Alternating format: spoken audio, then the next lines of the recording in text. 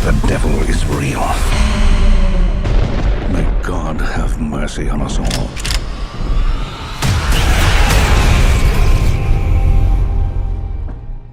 Hello everyone and welcome back to another Backlot Banter movie review. My name is Tucker Hazel. Today, I am joined by my absolute sucker of a co-host, Tanner Dykstra, and today we're here to talk about The Last Voyage of Demeter. Now, you're doing that, Tanner, but this is a different kind of Dracula movie. There's less doing this and saying lines and more of being a fucking monster on a boat. Yeah. And if you are interested in talking to us about The Last Voyage of Demeter or any of the other many great August movies that we have in this season, join our Discord, link in the description, and comment down below your favorite Dracula movies. And if this somehow cracks your list, or if it does, I don't know. Is this charting on the list? I can make it. We can make a Dracula movies ranked. Yeah, I've seen a couple. Think about that.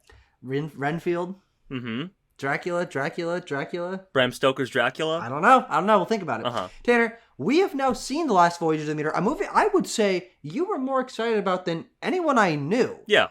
Give me some ground of why you were so excited and how this stood up or surpassed or went below your expectations. Okay. Well, Tucker, I guess I was just mildly sort of excited for The Last Voyage of the Demeter. The trailer. Well, you were the only one I heard exactly talking about it, which is why I say the that. trailer kind of grabbed me. I liked this prospect of this contained sort of monster thriller kind of thing, and it seemed promising from a aesthetic and like mood building sort of place.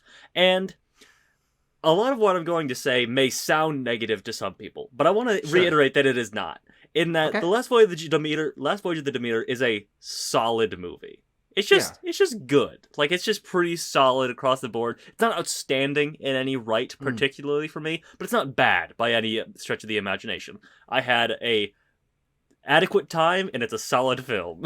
Sure, you know what? And there are definitely movies that come out. Yes. And you know what? I agree. I think this is in that camp. But even though I do think that it's just a solid movie, I think I enjoy it a little bit more than it just being adequate because of what it stands as. I found this to be a very refreshing take on a character and tropes that have been done into the fucking ground and back over the course of almost a century at this point. And that is something that is not very easy to do, but it's also something that has kind of been laying in wait. The idea that Dracula came over from Transylvania on this boat and was on that ship, we see that in Nosferatu, which is the oldest vampire movie. We see that happen, but no one has ever focused on that aspect. And I think what the creative team did here of expanding on this very interesting premise of a vampire being on a boat, and especially that being sort of the origin story of Dracula, made for a totally refreshing and unlike any other vampire movie you've seen, especially because not only is it different location-wise in sort of the concept, but also this is a very different kind of Dracula. I was alluding to it when we started about how it's not the Bela Lugosi Dracula that's saying things and being a suave guy and hiding as a human. Yeah. This is a monster Dracula. Exactly. He has a totally different design. But it is still clever and tricking people and luring people into traps and stuff like that. And I really did like it from that angle for sure. In that it's like it has the tenor of the kind of horror movie we get nowadays where it's a haunting or a possession or a what have you. Yeah. But it is a physical, real monster that will disappear, but it's still somewhere on the boat at all times. It's not some sort of like demon that can apparate and go into a different realm or whatever. It's there. It's stalking you. It might be looking at you from around the corner. That's sort of conveyed in the filmmaking as well. Is the sort of idea of like it may be lurking in any corner or any shadow or like some sort of little compartment in this ship. Because I like the setting. I like the characters. And it's just it is like refreshing idea of like, I can't believe this hasn't been done or explored before. Like you were saying, like it's contained. We have one set. We have our group of characters, and our director Andre Ovredal does do a solid job with all of that stuff. I like the production design, the costumes, the everything is really solid in this. It is just a well-made movie. And I think I was a little bit surprised at how well-made I found it to be, especially because we get some definitely CGI shots that are really well done. And, there's a shot of the Demeter crashed on the coast. I'm like, wow, that looks pretty good. Or far away shots of a ship in an ocean. I'm like, they didn't put a ship out in the ocean and film it at night. That is CGI shot. And I think they mix the practical and special effects very nicely here. And I think they played into their own strengths in very smart ways, which is, okay, this isn't going to have the craziest budget for visual effects, so we're going to naturally set it at night, use shadows and lighting to sort of mask some maybe not the best CGI you've ever seen, but it plays into the strengths of this movie very well, which are mostly based on our characters, their reactions, the tension of being on a small boat, having it be wet and grimy and 1800s ship with rats and loose nails and shit like that. I really think that the way that they played into the strengths of this location and the aesthetic and time period, again, helps to give this film a very fresh feeling. Because what was the last time you saw an 1800s ship movie on the big screen? Yeah. With a big budget. Yeah. And especially not mixed with horror tropes, which gives this a totally different feel. Yeah. And you want to talk about how like they utilize the setting and the time period and stuff like that. I mean, we implement that very nicely into the plot with things like our character portrayed by Corey Hawkins, whose name is Clemens. Mr. Clemens. Yeah, Mr. Clemens. He's like a doctor, and we're doing like that old timey sort of like makes you squeamish like 1860s medical stuff where you're like, that's not how blood transfusion should be done, but it's how they had to be done in this era. And also this like burgeoning new world understanding of things. He's very much like the world needs to make sense. He's very scientific.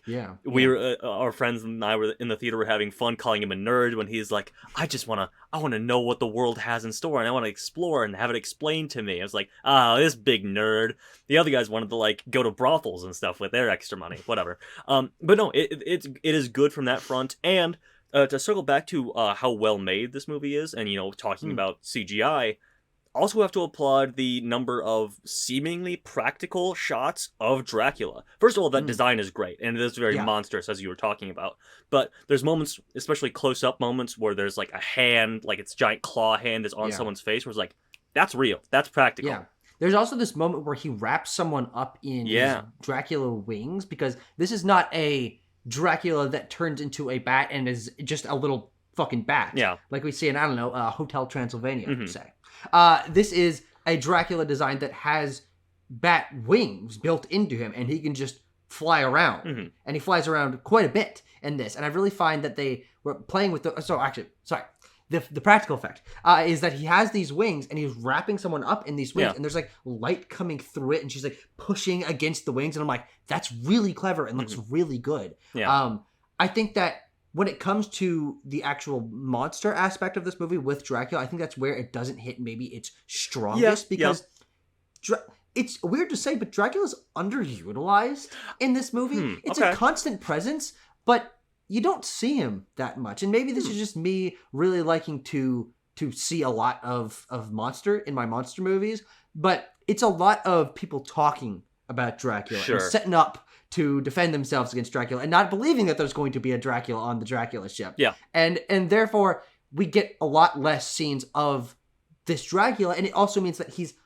not really a character. Yeah. He's a shape or a figure in the background for most of the shots that he's available in until the very end. And I found that to be a balance where I was yearning to see a little bit more of the monster. I kind of am of the opposite mind of that, really. I've kind of found that we see Dracula a lot. We don't see his whole body, but we see more of him than we are typically used to in this sort of like small contained horror movies where it's like very much just like a figure in the shadows. Like you see him and quite a bit of him a lot more than I was anticipating, and early on in the film too. You sort of. They always want to hide the face is the real thing with these things. But you kind of see his face when he first crawls out of the coffin and stuff like that. But I can see what you mean when you say he's underutilized. What I would have liked to have seen is not necessarily more of him, because I thought that was pretty solid, but more creative kills, I would say. Sure. We save the bastard has wings until the very end, which I liked. But a lot of the times it's he's not like ripping people's throats out and their heads off and dismembering people as much as I would have liked, frankly. Sure. And this does have an R rating, so they could have gone for that. I just don't know why they wouldn't have, especially when we're in an era where like we're in very heightened gore in horror movies, and that's what audiences like us have become accustomed to and really get wowed by. Yeah.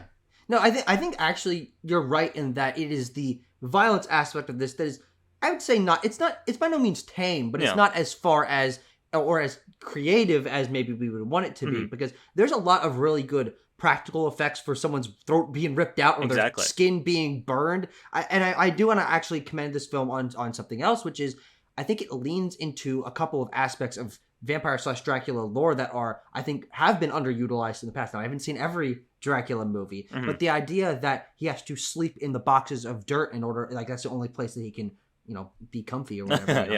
Tempur-Pedic mattress made of Transylvania soil. And also the idea of burning in the daylight. These are elements that are present contextually in the majority of vampire/Dracula movies, but this film places a solid emphasis on them of having boxes of dirt be like the primary driving factor in this movie, and having multiple people that were turned into vampires just spontaneously combusting and I love that. burning so much on screen in front of my eyes. I'm like, I don't even know how they did this effect. Yeah. And I really like that they took these elements that have always been present, but like give them renewed focus, and it made it feel very distinct. Yeah, and as much as I say, like, Dracula's now ripping people apart, the burning effect was really something that wowed me. Oh, yeah. That was like the violent, scary thing that wowed me in the theater, and the rest of us as well, it seemed. I want to talk about the characters for a moment. Sure. I mentioned Corey Hawkins as Clemens, but we also have David Dastmalchian, of course, and surprise, surprise, spoilers, I guess, but it's par for the course with David Dastmalchian. He dies in this. Yep. Can't wait to put it on my list of movies in which David Dastmalchian gets fucking murked in. He did. He does get murked. And then we have some other. There's the stowaway woman from Romania whose name is Anna. And we also have some other ship crew, the captain and the captain's nephew, I believe. Grandson. Yeah, grandson. As portrayed by... Very big age difference there. It'd be very different if it was his nephew. Yeah, fair point. I don't know. It was the olden times. As portrayed by the kid from Come On, Come On. And Woody Norman. Yeah, I liked a lot of those. I liked a lot of these characters. They are, especially the ship crew, do reek a little bit of, like, fodder, but that's fine for a horror movie. Yeah. But we get some that are a bit more characterized, especially like the hyper religious cook is one of those. David Dastmalchian is another one of those. These people get some good scenes. Especially like the ship captain, I think has some gravitas to him. Woody Norman gets his moment, and then Corey Hawkins is just very good at like leading us through this entire journey. Yeah, I found him to be a really compelling lead. I think that sort of the interesting social role that he plays in this movie of being a doctor and everyone else around him not quite understanding what like medicine is or how he's gonna go about this, discounting him because he's a black man in 1867. And that's what I was going to get to. I think he's given a little bit more character texture than your average protagonist in one of these movies because he has this history of fighting to be respected, and he actually ends up being respected in this movie. And I think that the characters on board the Demeter actually don't treat him that bad, but because he's actually proving himself over and over, he's like, no, I know what I'm talking about, you should listen to me. And he's just a confident guy that has this really interesting history and plays against all these other characters very well. I like how he and Woody Norman are basically the main characters of this movie and have the main focus. And they develop this nice bond. I mean, they develop it pretty quickly because Corey Hawkins like saves his life from being crushed by a Dracula box. But I really liked both Corey Hawkins and Woody Norman, and it's really nice to see them get roles like this. I think they both did more than what the material was given to them, and they brought a lot of good charisma. And I think the cast all around was just solid. I think there were only a few standout performances, but everyone else filled their role really well and blended into this environment. I just liked all of it. There was a couple like line readings where I was like, okay, that's where it's like a couple line readings where it really got to like the heart of this like very dark, very gritty sort of like warning of portents to come thing that I was expecting with this movie, where it's like very dark and ominous of the figure of Dracula driving people insane on this ship. One of those is when the religious cook is talking about like the rats are gone. Like you don't hear the rats anymore. That was one of those moments. And he's where like, a ship without rats is like against Mother Nature. Is against nature. It's fucking. That was one of those moments where I was like, okay, we've dialed into the coolness. The captain had a number of those moments as well. Really enjoyed those. And I also really liked that the film was structured around obviously the day-night cycle of okay, Dracula's here and Dracula's not here, so then they're preparing for him during the day or like talking about it during the day. But I think it was also very nicely bookended by some awesome voiceover narration. That was notes from the captain's log, being like, we fucking lost another one last night, and we don't know what we're gonna do, and we just gotta make it 5 more days to get to London. Holy shit! Yeah. And I thought that was a really nice touch to sort of, because they started it with the captain's log being one of the only things that survives from the Demeter, and then having that be a present element throughout of we're going over his notes, and he's slowly getting more and more like freaked out by what's going on and losing his mind a little bit. That reminds me, this is a small thing, but I felt like the text at the beginning was a bit redundant. Like because we get the text at the beginning, and then we get like the constables coming across the crashed ship, and then them finding the captain's log. It felt a little bit like we're doing 2 beginnings to the movie. And to me, that typically when I see text on screen at the beginning of a movie and it feels redundant, feels like a studio note a lot of the times. Sure. We gotta make sure people know that this is the beginning of the Dracula story. Exactly. So yeah, I would have preferred for them to just like start with the constables finding the crashed ship, but I digress. Small thing, like I said. Anything else here, Tucker, that we want to talk about? Anything in spoilers? Well, yes, actually. So we'll do spoilers. Spoilers from here on out.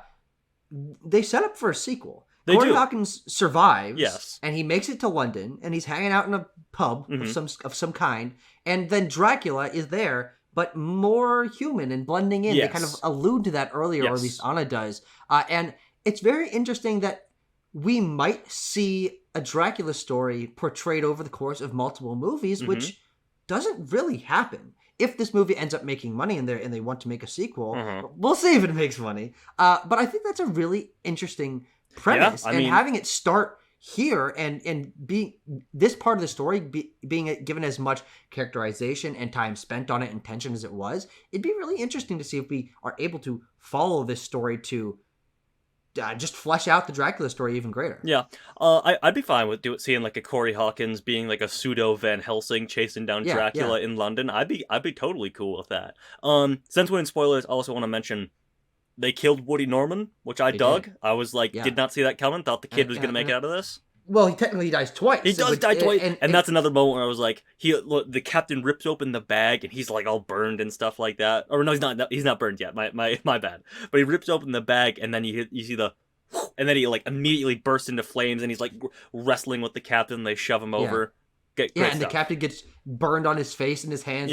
For the rest of the movie, he's got like white and black and orange weird that should not be on flesh. No, more great like practical makeup work from this film as well. So like as I've talked about it with you, Tucker, liked it more. Honestly, like there's a lot to like about Last Voyage of the Demeter, and it's not going to make a huge splash in any regard. Like we talked about all these positives, but like at the end of the day, it's not an extraordinary film, but not every film needs to be that. It is just like solid, good, well made, well acted, well written across the board. Good fare like for this like late summer season for sure. Yeah, we want to give it a score? Sure. I'm gonna go 6.8 out of 10. Okay. I'm definitely gonna go a little bit higher. I think I skew towards when horror movies do something clever with well-trodden area, I give them major props. So this movie is going to get a 7.9 from me. Nice. I thought it was really unique. I've not seen many Andre Ovredal movies. Oh yeah, I want to mention. I mean, dig his style. I have seen Scary Stories to Tell in the Dark, of course, which is his big like American breakout, I think. But I've also seen Troll Hunter, which I would recommend to a lot of people. It's like a found footage movie that, that's a genre that's been well trodden in horror, but it's if you like an extra twist in your horror movies, it's they're tracking down like giant 100-foot trolls in the Norwegian wilderness. I'm like, that's fucking dope, dude. Yeah, I think this, Andre Ovredal really has been climbing the ladder in Yeah. terms of bigger and bigger budgets, and this is I smell a good future ahead of him. I think so. This is He's a great apparently movie. working on a Stephen King adaptation next. Oh, great! Yeah. We need more of those. Yeah, not like a Pet Cemetery or whatever. It's called The Long Walk, is what the book is called. Not super familiar, but yeah. But that's great, and we will be here to review that if it ends up coming out, and we will be here to review the hypothetical sequel to this movie. But thank you very much for joining us, guys, and we'll see you guys for those reviews in the future. Bye-bye. Do they have one-person tents? I'm sure they do. I'm sure. Is it like the size of one person laying down? How does a one-person That's tent... just a sleeping tent. That's just a sleeping bag, Tucker. But it goes up. Or maybe I've seen people do like those, just like a hammock that you like zip yourself up in, you know? Sure. Yeah. I feel like that would be terrifying, like the claustrophobia. Yeah, that's fair. That's fair. Like, can you imagine waking up and you're in a fucking like fabric Get me out of here! tube and you're like, Get me out! what the fuck? That's what Dracula felt like in The Last Voyage of the Demeter.